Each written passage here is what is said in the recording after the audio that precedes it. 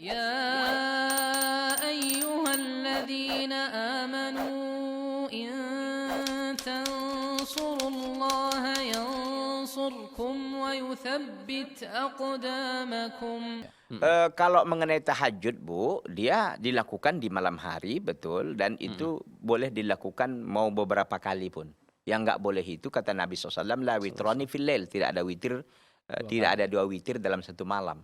Iya. Jadi kalau seandainya umpamanya Ibu tadi tahajud dia, kita tidak bicara afdoliyah ya, kita tidak bicara waktu mana yang paling afdol. Tapi yang jelas kalau di jam 2 dilakukan oke. Jadi dilakukan di situ, kemudian umpamanya dia witir. Dia langsung witir umpamanya ya. Kemudian boleh nggak nanti jam 4 dia tahajud lagi? Boleh. Yang nggak boleh itu witir lagi. Nah, jadi witirnya jangan 2 kali. Tapi kalau memang mau witirnya nanti diakhirkan lebih baik. Nanti di jam jam 4-nya itu. Jadi kalau masalah tahajudnya nggak masalah walaupun berkali-kali dalam setiap malam. Wallahu a'lam.